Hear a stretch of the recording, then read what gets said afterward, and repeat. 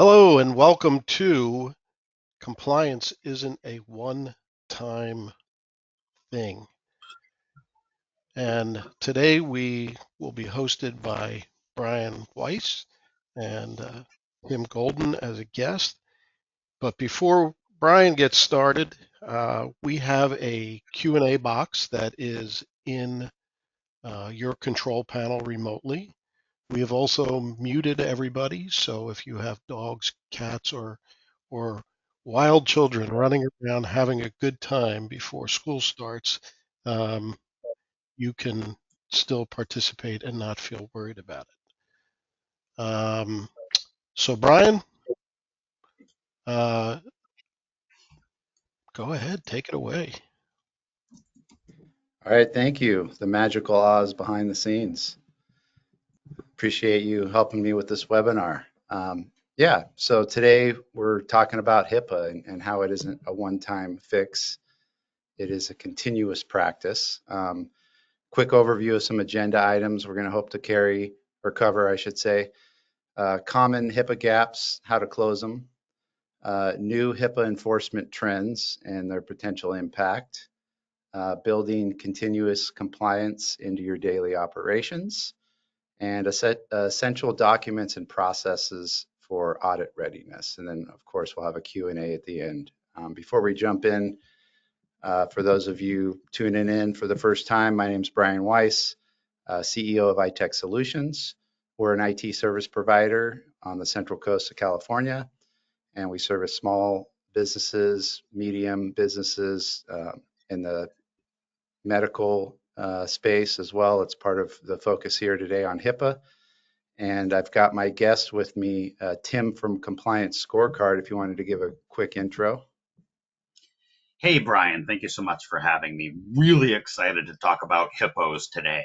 Did you know I went to Africa and I saw a hippo up close? Oh, wait, we're not talking about hippos, are we? We're That's a talking about, different webinar. oh, I know. We're talking about HIPAA, right? One of our favorite non-enforceable subjects. Yes, Tim Golden, founder and CEO of Compliance Scorecard, where we help you, the MSP, have that risk conversation with your customer. And yes, healthcare, privacy, protection, all that fun stuff. We're really excited to learn about no more checkmark stuff, right? No more one and done stuff, right? Hopefully with what NIST and HOA has been doing with some of these new HIPAA things, will have teeth going forward, fingers crossed. Did you know that they actually put out for public comment some updates to the HIPAA regulations? Did you know that they received over 5,000 comments on that when they put it out for public comment? Did you know it's probably been close to a year that they've been culling through about 5,000 comments?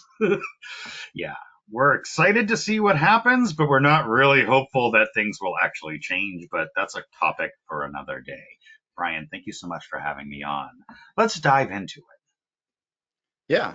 So I wanted to start out with maybe some of the most common HIPAA gaps we see. But before we jump into that, what maybe high level, what's the primary purpose of HIPAA? We cover that and then jump into some common gaps. Well, it's really interesting because it depends on who you ask, right? I'll walk into the doctor's office and they'll have me sign a piece of paper protecting my privacy, right? There'll be things all over the wall. Like, heck, my executive assistant can't even call and make an appointment for me.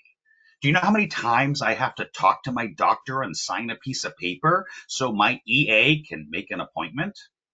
Like, I have to literally do this every single time. Like, she manages my schedule and my life, and I need her to be able to make appointments. She can't even do that unless I sign my life away. But us as IT professionals, we sit here and talk about two-factor and locking machine down and multi-password. Like, us as IT folks, we talk about this security crap all day long. And yet my doctor doesn't give a crap about the security. They don't even want to let my EA make an appointment. So there's a huge disparity between the healthcare professionals not letting people make appointments and us IT folks wanting to lock the crap down. HIPAA privacy and HIPAA security. Huge disparity between the two of them. We Yeah, talk security all day long. They talk privacy all day long, and never the two shall meet. I yeah, see that this, or at least that's been my experience most of the time in this industry. yeah, I see, when I look at medical offices, to your point, the doctor, their main concern is how can I see as many patients in a day in an efficient manner and provide quality control, right? Or quality services, I should say. And there's this thing HIPAA around that we have to follow too, where it's how do we keep all that patient information private along the way? And have we really integrated HIPAA completely into our process? And there are cases where it could potentially slow that process down. To your point, there's forms that got to be filled out. Are you allowed to talk about this person's, medical history, or even to your point, set appointments for them? So there's kind of guidelines that have to be followed. So, and you called out kind of this disconnect between IT and the practice itself, where you're right. IT, we're engineers, so we know how all the bolts and nuts work on the back end, and we're trying to design the technology to maintain security. But are we really connecting the dots and helping the doctors understand how that relates to their practice and also helps them maintain privacy? And are we asking the right questions around challenges they may be having just running their practice in the first place, let alone how it relates to HIPAA? Yeah. One of the things that I wonder about is, there's obviously the technical side of it. There's the checking the boxes, but from a continuous aspect, I wonder if that's where maybe many of the Hey, gaps check might be. the box Yeah. there. Sorry, I digress. So, if we're looking to continuously maintain a HIPAA compliance or privacy, where maybe we just jump into some of those gaps. I mean, like staff training, for example, is one that comes to mind. I know compliance scorecard helps us with this huge list of items we need to make sure that we're doing on a regular basis, and and it helps us identify gaps and things we may not be doing. Can we jump into maybe some of those common gaps that you see, other than the disconnect between IT and the doctor per se? So let's just start with a couple of the basics, right? I mean, let's move beyond, do you have a proper MSA? Do you have a proper scope of work? Do you have a proper, like, things that you should and should not be doing? Let's just talk about, do you even have a BAA in place, right? A lot of MSPs might not even know what a business associate agreement is.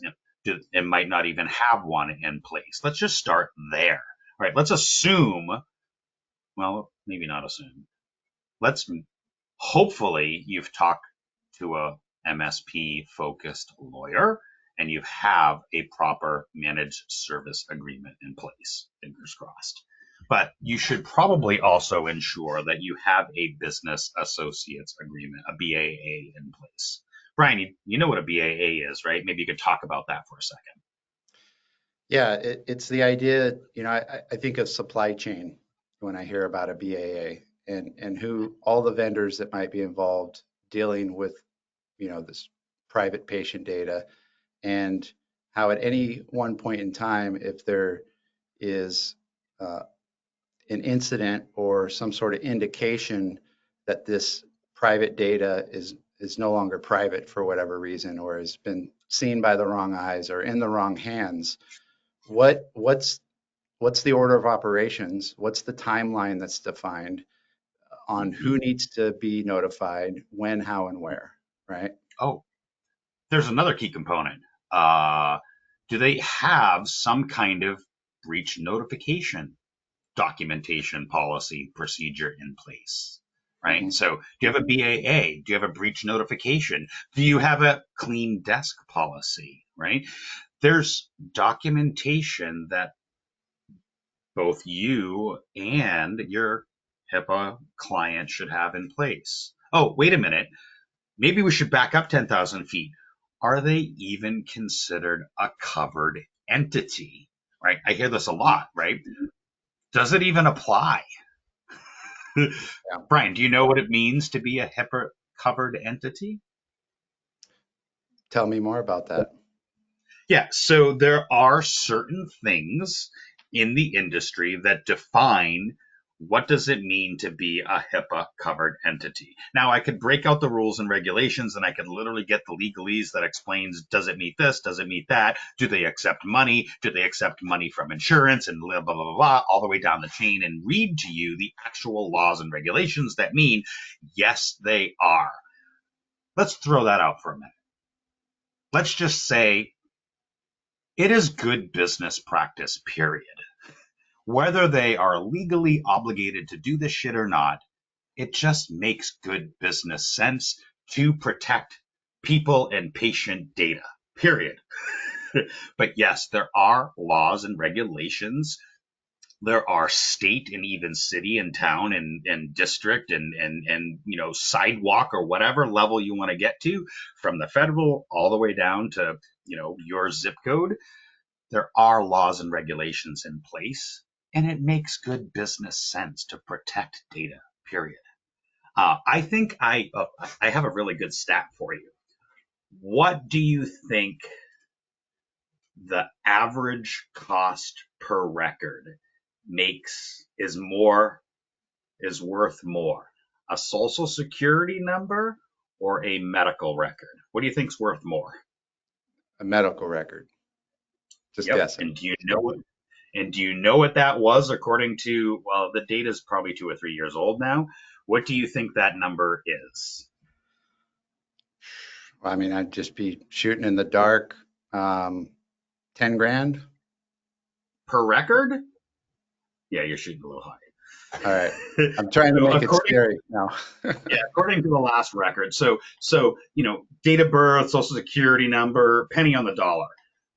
Medical records, when I last looked it up a couple of years ago, it was like $5 to $6 per record on the dark web. Times how many records that a given practice then you do the math, right? Yeah. But an individual medical record was pennies on the dollar. I'm sorry. Social security number, credit cards, that kind of stuff was pennies on the dollar. Medical records was well over $5 to $6 per record. Do you know why that is? It is very easy now to lock down credit cards and social security numbers, right? All the credit monitoring, all of that is very easy now to stop. Very easy to stop credit card and social security fraud. It is very difficult to automatically stop medical fraud.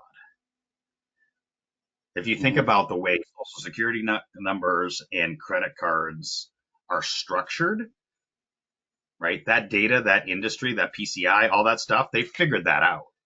Medical IDs, very difficult to lock that stuff down. So they have a higher rate of medical fraud and in-person. Anyways, I digress. It is good business practice, whether it's legally obligated or not. And yes, it is. So Brian, back to your original question, just doing the basics. Have some proper documentation, have some, BAAs, have some breach notification, have some legal stuff in place that covers your ass that says, and more so, that defines what you're actually doing and not aspirational. I think that is another big pitfall that we see. Oh, we plan to have this password policy in place. No. If you have a password policy and it is not actually enforceable, then write your password policy that says, our passwords suck. Not, well, we want to have a 14-digit password policy, but we don't actually have that in place. No, don't make them aspirational. make these documents actually align to what's in place. Period. Yeah, Make when good. I think of like common gaps from an IT perspective, and what I tend to see is usually an organization doesn't really know where all of their data is being stored. And that's kind of the first step that we help with is, okay, you've got your EMR or your EHR system. They typically know that off the gate, right? Yeah, we're putting information in there. Well, what about office documents? Where are those being stored? Are there documents being stored locally on the workstation? And then it comes into play of, okay, once we've established where all this data lives, we want to determine, well, how much of it is sensitive versus not sensitive, and does it have the right role-based access control? To your point, if there's users that have access to this system, how easy is it to gain access? Is it a poor password? Do we have MFA? And then you get into the whole, well, what happens when you need to share this information outside of your organization? What does that process look like? And the vendors that you're sharing this information with, or the other, um, organizations, it could be a lab. You get blood done always at a lab, for example, and you're sharing information back and forth. What's that communication protocol look like? Is it encrypted? And understanding that that patient data that you once had, you might have secured in-house with all of these controls in place. How are you sharing it out and ensuring it's staying secured along the way? Do you have a BAA in place with that organization? Back to the BAAs, how do they handle their data? So really, when I think of a security framework, whether it be something like HIPAA guidelines or anything, it's all about the data. It's all about understanding, where does it live? How is it secured? How is it accessed? How is it shared? And if it is shared, what type of governance might we lose? And if we're losing governance along the way, what type of liability might there be? And who are we sharing that information with? Hopefully I didn't speak too fast, but I wanted to kind of do that brain dump on what I see, and kind of our approach we like to take is, first it's about the data, right? And I also think about technology is just one piece of kind of a trifecta approach that we like to take, because there's people, process, and technology. And the technology can only do so much. And is the technology hindering your organization? Well, then maybe we either haven't trained the people properly, or we haven't developed proper processes to use the technology. Typically, you're not even leading with technology. You lead with people and process first, Yeah. especially with a medical organization. It's all about the people. And what's the process that we help those people in an efficient manner? And what technology might we bring in to then make helping people easier and maintain security along the way, right? It, it's so funny because, my wife worked in healthcare for 20 plus years, nurse, worked in the operating room, surgery, all that fun stuff. And it always fascinates me, when you're talking to healthcare professionals, like they live and die by process, right? You hear like they use the word practice all the time, right? They use the word, words that describe process all the time, right? They have a procedure. They follow this regimented thing, like scrub in, like they get that conceptually all the time. But when we start talking to them about, hey, we need to build an SOP for onboarding and offboarding and two factor and tech this and bytes and ones and zeros and geeky blinky light stuff, and they just glaze over. We're literally saying the same things. It's just in a discipline they know nothing about. So I think us as IT professionals just we can literally relate to how they conduct their business day to day, minute by minute, but using smaller words. Yeah. It is literally how they operate. Like, and see, I even use the word operate. Like, we just need to find better ways to say the same things, but in their words, right? using two-factor and server and firewall and multi-factor and encryption and like use all these big. No, no, no, no. They are process-oriented, highly educated, wicked smart people. They live and die by process. They just don't understand our big fancy server words, just like we don't understand their big fancy operating room words. Mhm. It just always fascinates me, like, when I'm having these conversations with my wife and trying to relate, like, it just always fascinates me. I'm like, we're saying the same things and doing the same stuff with just different words. And, when it comes to the end result is the same. I am trying to protect the privacy and security of your business while you're trying to make sure I'm healthy and safe physically. But we always run into those challenges of like, I'm speaking French and you're speaking Pig Latin and we can't make it work. Yeah, and there's a way to connect the dots. I love that you called that out. And I'm an engineer at heart, so I Mm, who tries to help clients with strategy without getting too technical, because it's easy for me to get technical because it's my comfort zone. yeah. Um, and uh, it's and we need help with that. I mean, I think when I look at HIPAA, like I don't have everything memorized about HIPAA.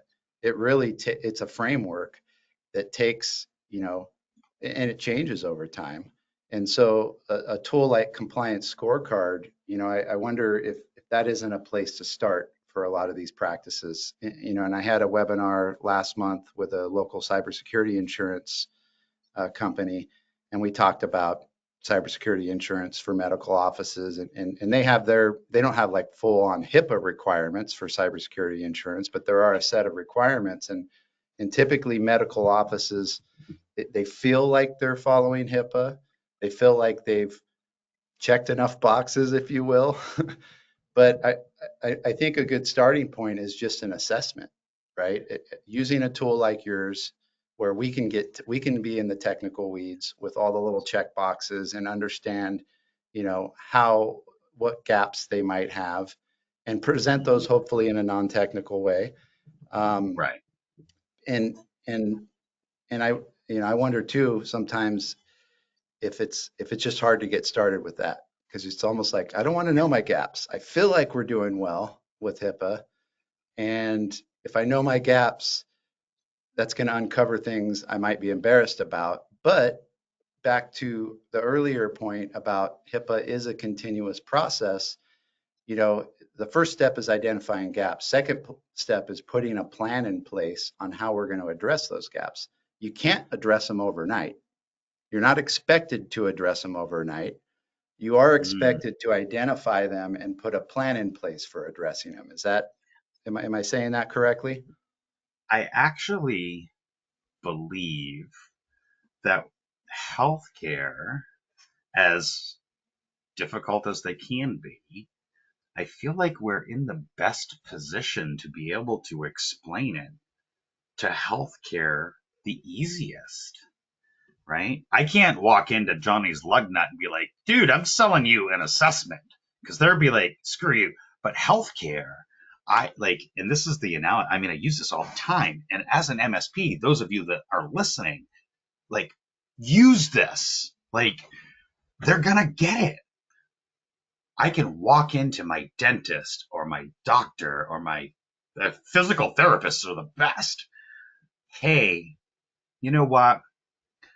It would be really helpful for us to have this IT conversation. Like, I get it. I know you don't understand all the blinky light stuff, but that's okay.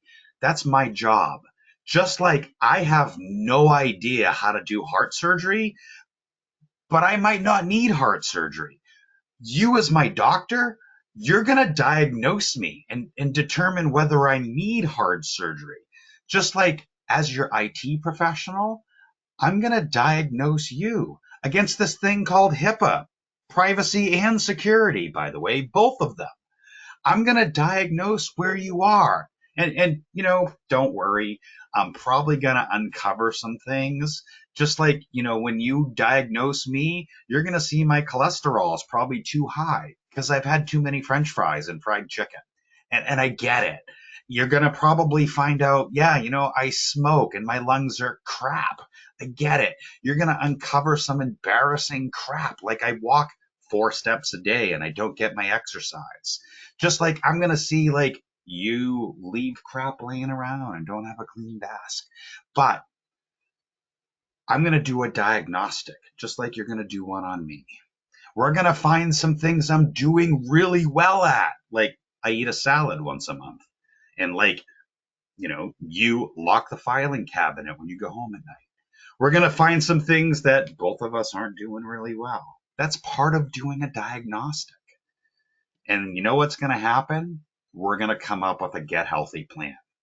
You're going to tell me to quit smoking extra fries and get on, and get healthy. I'm going to tell you to lock stuff down, get a better password, maybe add a password manager. We're going to do this get healthy thing. You're going to diagnose me. I'm going to diagnose you. And we're both going to get on a physical fitness program and we're going to get healthy together.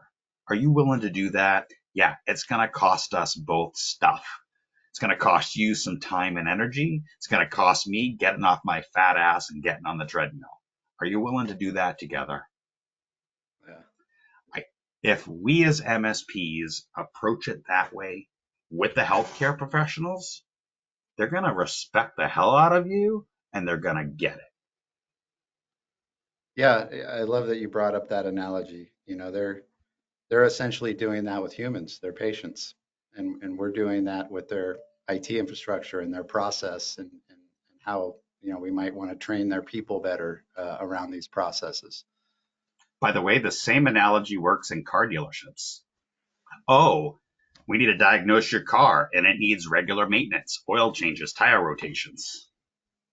Yeah, that's a good one. There's multiple different verticals where those kinds of analogies, when you're speaking their language and talking in their terms, and now with Chat GPT, you can have it make the same kind of analogies, by the way. So let's kind of move the ball forward here a little bit. So let's say we've done the assessment and we've identified gaps. We're putting in a plan to address those gaps. What is kind of continuous compliance? What might that look like? After we establish a framework, right? Yeah, yeah. And this is where everybody fails because you use the word checkbox way too many times. Yep. Continuous compliance. I like to call it GRC engineering. And in the world of the federal space, we call this CONMON, continuous monitoring, right? And this is where the industry is headed, by the way. It has been that way in the Fed space for a while. This is where you need to provide ongoing evidence and ongoing stuff of the things that you're doing, right? And as healthcare professionals, it's not a one and done thing, right?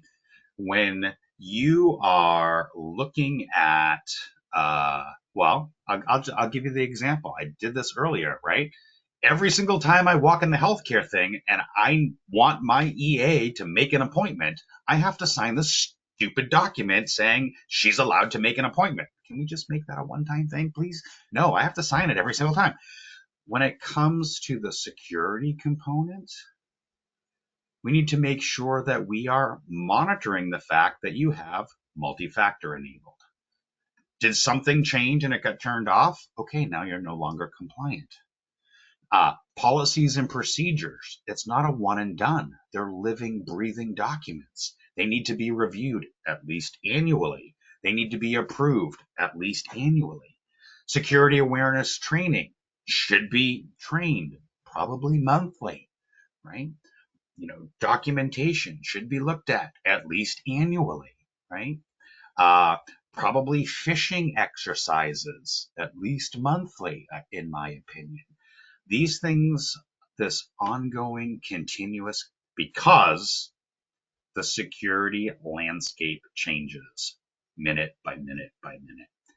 The threat actors, the AI, the things that are coming after you and your data and your customers' data is literally happening thousands of times per nanosecond. Per nanosecond. We can go get the data. We can prove all of this stuff. We can show you, the healthcare professional, you are getting annihilated thousands and thousands and thousands of times per nanosecond. So if the attackers are coming after you every single second, you probably need to be doing stuff every single second, right? Yeah,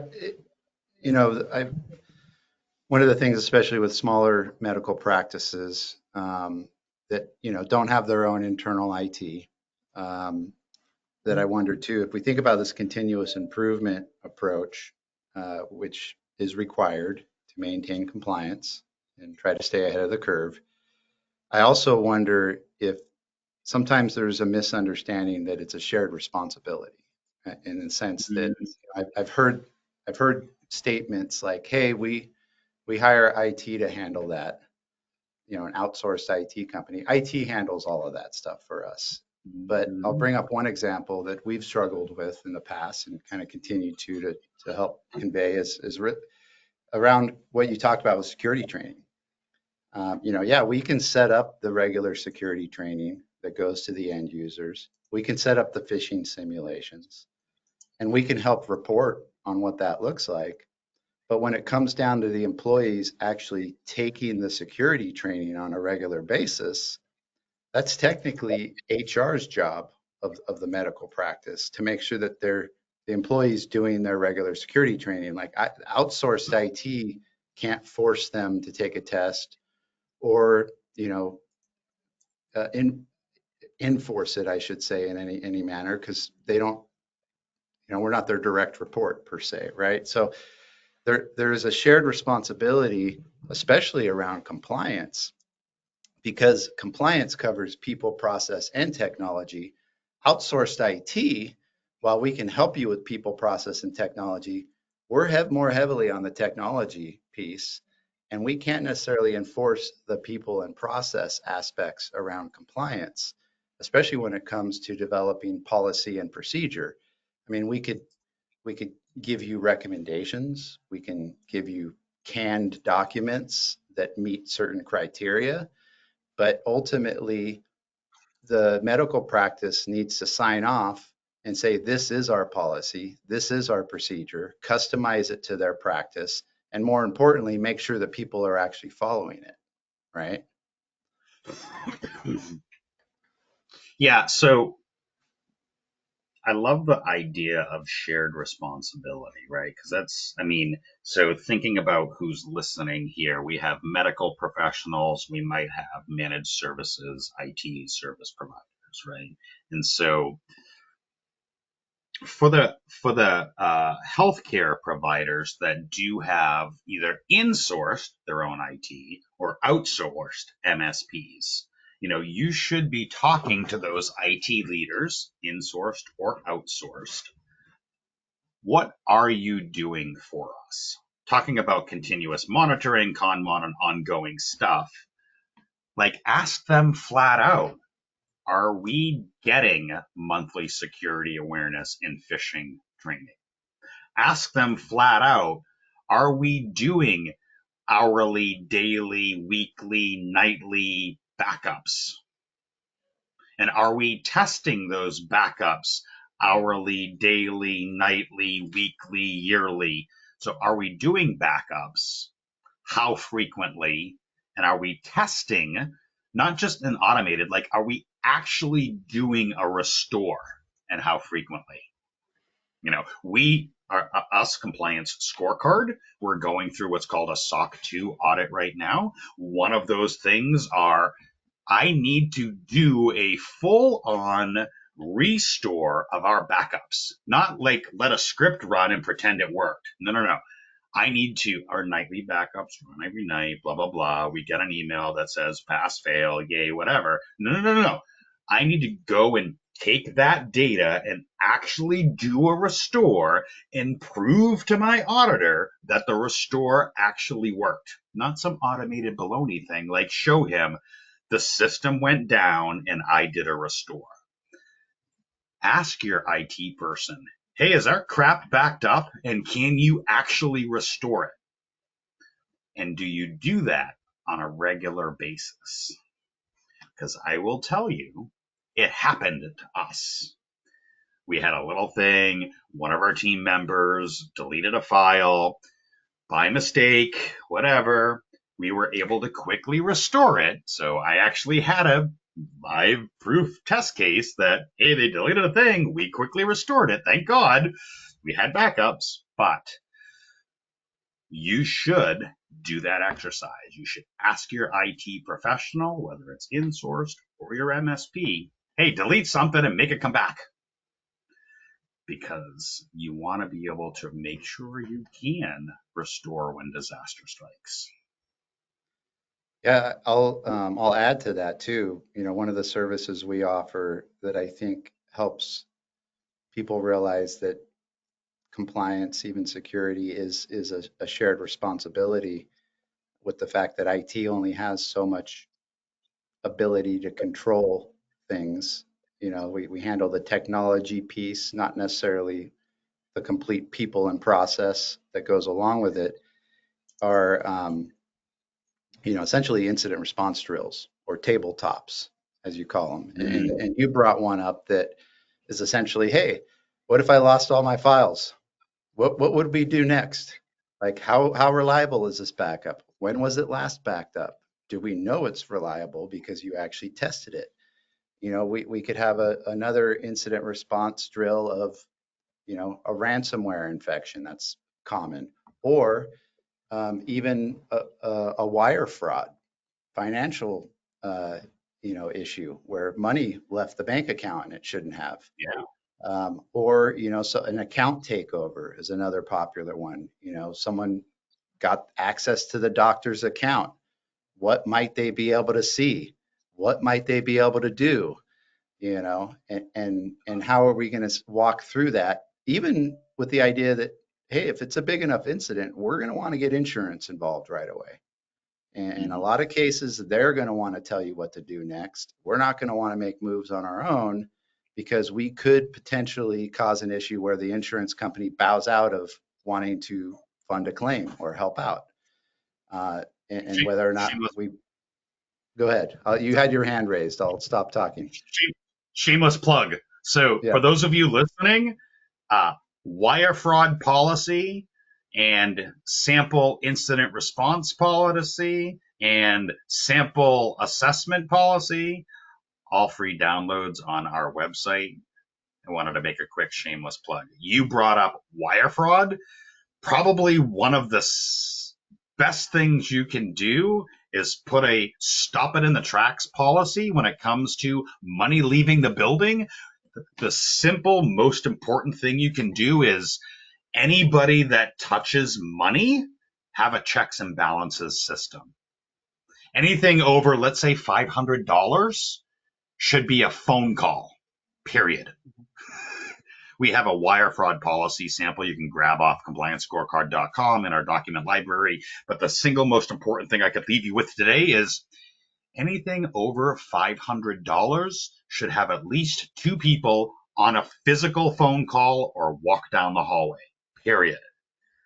So whether you have a document or not, whether you have a procedure or not, if anything is over a $500 amount, pick up the phone or walk down the hall. And don't approve anything unless you physically talk to a person face to face before you approve it.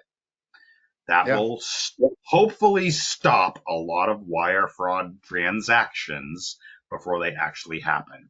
Don't approve anything over email or anything over whatever unless you physically talk to the human face to face. Period. End of story. Now, I will tell you, in this future of AI, that's going to get trickier too, where you might get a phone call from someone that sounds like someone and tricks you into that too. When I look at wire fraud, we typically like to take it a step further and look at the process of why do you have to do wire fraud in the first place? I'm sorry, not wire fraud, wire transfers in the first place. And can we make a change to your process to where you don't even have to do wire transfers? And then we could just disable that ability on the bank accounts at that point, right? Not always the case. We have some clients that deal internationally, right? Typically, when you're international, wire transfers tend to be an easy method to exchange funds. Um, so so yeah, back to kind of the incident response drills. I think that's an eye opener. Like it, because back in a lot of people's mind, it might be, hey, this will never happen to me. Well, let's pretend it does happen to you and see how we're going to deal with it, and see if you do, give them kind of a real life feeling of here's what we would actually have to go through. Um, and that we're looking to do more and more of that with our clients. It does take time, and that you have to bring all the decision makers and the key contacts that would be part of that to the table. It's also why it's called like a tabletop essentially. Mm. So I know we talked about also kind of some essential documents and processes for audit readiness, and you brought up some good ones. BAAs, policy procedure manual, uh, risk analysis report is another one we've got here. Training logs and completion certificates, around the training. Um, what haven't we talked about? I know we're here at the 45-minute mark. Is there anything we can kind of close out with before we open it up to a Q&A and see if there might be some questions? So, for those healthcare professionals that are listening, the first thing that I guess I would suggest to you is be open to listening to your IT folk, right? I get it. We're nerdy, we're engineers, we love to talk blinky lights and spending money. But it's not because we want to spend your money. It's because just like you, we want to protect the health of the business. Just like you want to protect the health of the humans you care for, we want to protect the health of the business that you're trying to run, right? So be open to listening to them. Give them just as much time and attention as you would give your patients, right? Give them the patience you give your patients. Huh? I like that. So for those healthcare professionals, don't brush us off. I mean, yeah, we're geeky, we're nerdy, and we don't know how to talk to people, but we do really care about protecting the health of the business. And for those MSPs, yeah, those healthcare people, they do care about people. And yeah, they probably do give a shit about their business as well. Don't brush them off and don't try to pull the wool over their eyes and charge them way more than you probably should. Just because they have boats and yachts and fancy houses doesn't mean they might have all the money. I mean, be real with them. Like, we're all human at the end of the day. I think we all have the best interest of both the business and the people in mind. Yeah, don't bullshit them. Treat them like you would treat your own family and the rest of the businesses, right? Provide them good value and good services. And yeah, be upfront and honest. I think that's the most important thing you can do with it as an MSP is just be honest with them. Like, tell them, like, I don't know how to speak your language. I speak blinky lights, but can we try to work better together? I want to protect the health of your business just like you want to protect the health of your people. Can we find some common ground here? Yeah. Yeah, we take an approach where we really try to understand the processes that our clients use in their day-to-day operations, like all the way from patient walks in the door to patient leaves and what happens in between, and how we might be able to use technology to make that process easier. Always trying to define a process, because once you have a process defined, you then have a baseline for quality of service at that point, and then you can work to continuously improve it and hopefully stay secure along the way, right? Which is the other piece there. I think we do have a short little bit of time here for some Q&A. I don't know if we want to bring Oz back on and see if we have any questions that came up, or we can, I've got a couple here that might be worth asking. I should come in with some mysterious voice when you say it's Oz, but unfortunately, I just don't have one. There are no questions that are posted at this time, so you can go ahead What? and We can't throw be that that good out. that we answered everything for everybody. Come on now. You guys are just so, captivating and enlightening that you've taken the audience by storm. So I've got a couple questions ready to go here we can answer. I don't know if we're that captivating, by the way, but thank you for that, Mr. Oz. Uh, so I think two of them, if I was an audience member that might come to mind, one of them is, once we identify our gaps, how might we prioritize filling those, right? And does a compliance scorecard help in any way, understanding how to prioritize filling those gaps? So absolutely, and thank you for continuing to plug compliance scorecard. And while we can, and our platform can certainly help with all of that, there's this little thing in the industry called a risk matrix. The risk matrix talks a little bit about probability and impact, or a likelihood and impact, right? What is the likelihood of this thing happening, and what is the impact of this thing happening? The very easiest way to think through that is, I live on Mount Rushmore. What is the likelihood of a flood happening 10,000 feet in the air? And what would be the impact? Well, I live in a boat on Mount Rushmore. Probably never gonna flood, and I live in a boat. Who cares? However, if I lived in, I don't know, in the ocean in a sieve, I could probably drown. So a risk matrix talks about likelihood and impact. Those can help you prioritize. The guy living in a sieve in the middle of the ocean with a hurricane coming, yeah, that probably needs to be dealt with first. Versus the guy that lives in a life jacket on the top of a mountain waiting for a hurricane that's never going to happen, yeah, that can probably wait. All right, I like Likelihood. that. And I like that you brought up matrix because it kind of goes into this, my thought on an answer to this next question. Maybe you have a different answer, but I'll start off answering it. What is the easiest way to start daily compliance?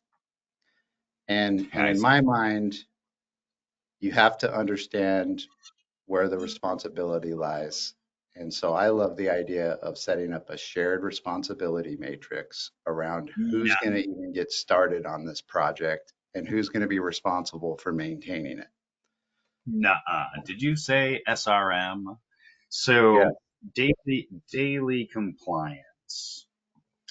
I might challenge that a little bit, because an SRM in the beginning is kind of almost a one and done of who's responsible for what, and a racy matrix on who's informed and who's responsible.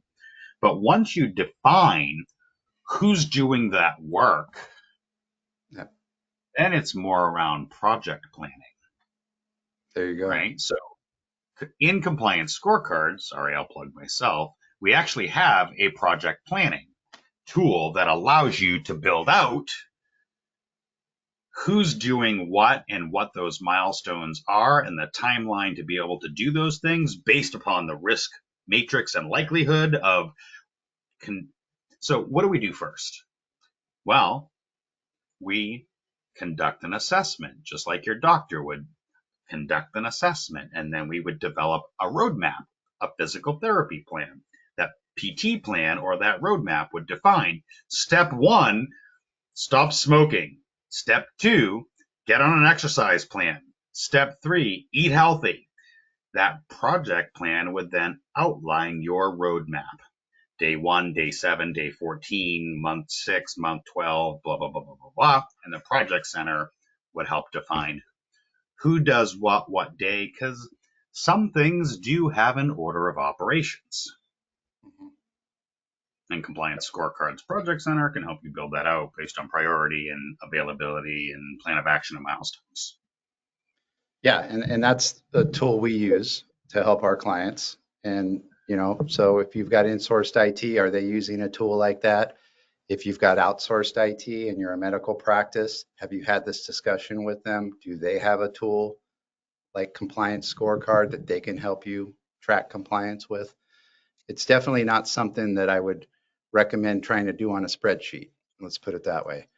It's going to, Well, we've seen people do that, but yeah, yeah, it doesn't work well. it's probably got a higher total cost of ownership to maintain that compliance if you're using a simple spreadsheet, would be my thoughts. Um, Mm-hmm. so, well, I appreciate you being a guest on this webinar, Tim, and we've known each other for a while, and I'm very happy with the discussion we had here. Hopefully, we went over a lot of great content for people out there, both medical practice or even IT service providers, MSPs. Yeah. So for those medical professionals that are listening, and for even those MSPs, if you're looking for help in building out and getting a little more safe and a little more secure, certainly reach out to Brian. His team over there can really help get your practice in order, slowly and safely and secure. Certainly reach out to Brian. He can help your practice get a little bit better. He cares about your business just like you care about your people. For those MSPs that are listening and you want to kind of get your own house in order, we can certainly help. Brian can certainly help. You can certainly follow his podcast as well. Yeah, thank you so much for having me. This was a lot of fun. I always like talking hippos, HIPAA. Yes, hippos we'll do on the next one. We'll dive into that. Yeah, I gotta go through my Africa pictures. There's 6,500 photos to dig through. But I'm not looking forward to it. All right. Well, with that, we'll go ahead and end the webinar. I will remind everyone that we will have a recording of this going out. I'll have it on my LinkedIn, and you can find iTech Solutions at itech-solutions.com. You can find Compliance Scorecard at compliancescorecard.com. Thanks, Brian. Thank you. Hey, and that wraps up today's webinar. We want to thank everybody for attending and congratulations for spending time to learn and make your business better. Have a great afternoon.